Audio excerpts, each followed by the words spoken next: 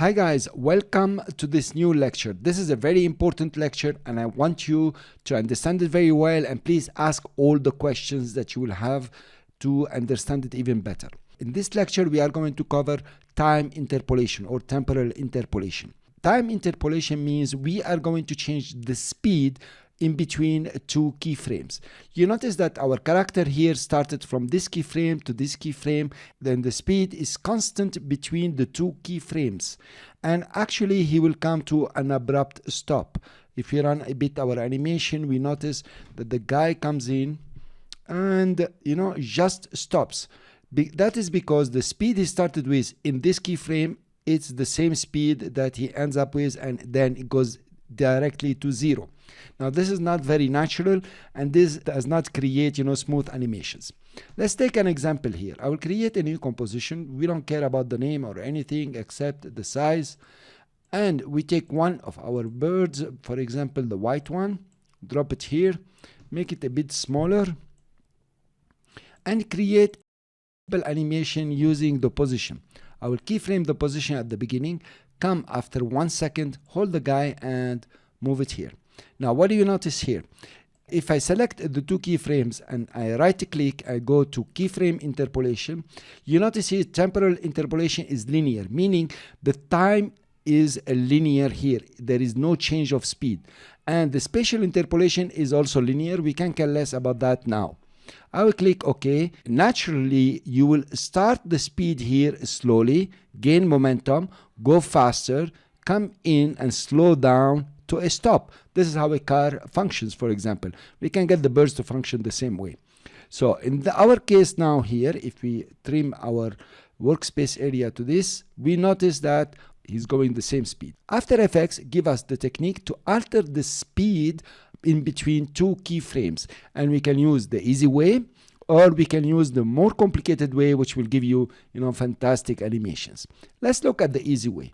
I will select this keyframe, right click on it, and notice this is the last keyframe. Okay, this is the end keyframe. I will go to Keyframe Assistant.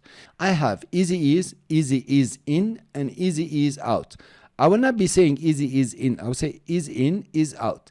So what is ease in? It means easing into a keyframe. It means the speed will slow down when it gets nearer to that keyframe. I'll click on it and notice exactly what happened to the frames.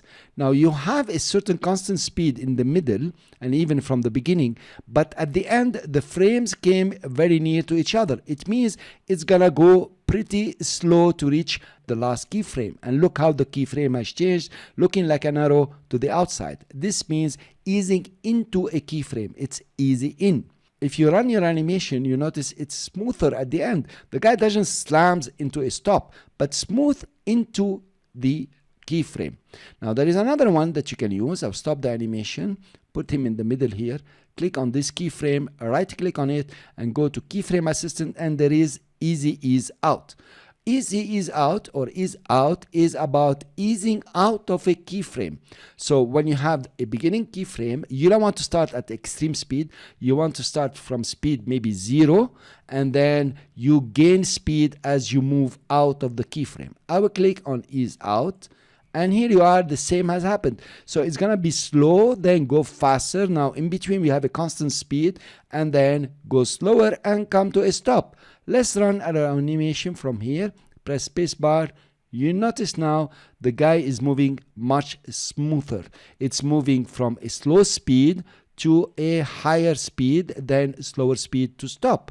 And that's pretty natural. It's like when you're standing up. If you want to stand and walking, you will stand at the speed of 2 meters per hour, and then you walk at 3 or 4 kilometers per hour, whatever you want. Cool guys, and the cars function the same. When you press on the fuel, it doesn't go to 100 kilometers per hour. It just starts slowly. You notice it starts slowly, gain speed, and when you want to stop the car, of course, you're not gonna hit the brakes when you hit the wall. You're gonna hit the brakes just before the wall, so it comes to a smooth stop. So this is the concept of ease in and ease out. How do we apply it? We can come to the keyframe. Keyframe Assistant is in and ease out. Now let's take the guy in the middle here. So now this is an in-between keyframe, and we want to take him up here. Now notice that the keyframe shape has changed, yet I did not apply any ease in or ease out. This keyframe is in between two other keyframes that are eased.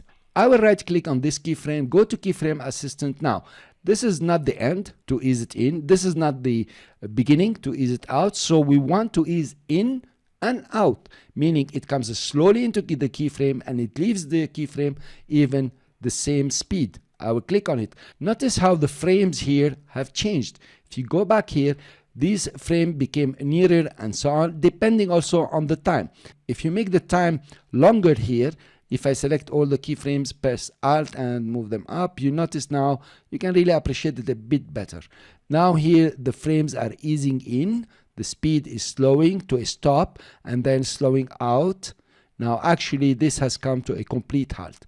I will press the spacebar and notice the guy slows and comes out. So let's select this keyframe now, right click on it, go to Keyframe Interpolation, and you notice this is a Bezier one. So now it's using the Bezier. But where is Bezier here? We know Bezier is a curve and we need to see that curve. We don't see any curve here. This is why After Effects has provided us with another powerful tool, which is the graph. If you click on the graph, you can select the position. Notice now this keyframe in time is a Bezier keyframe. It has two handles that are independent. So if I move this one up, meaning the speed at this point coming out will be, faster, and the speed coming here will be slower. But I can move this one like this, and now notice what's happening. It's gonna be very slow. This is the concept of Bezier. I'm not gonna continue here. I'm just showing you where is the Bezier. I will undo this. So this is the Bezier. Now we have other options here where we can make it continuous Bezier, or we can make it roving in time. Roving in time is very interesting. So this is the concept of ease in, ease out, and ease in. In summary, you ease out of a first keyframe, for example, and then you ease into the last keyframe. In between, somewhere on the motion path, you will want to use ease in and out. That's fantastic. In the next lecture, we are going to create a practical motion using our birds. I'll see you then.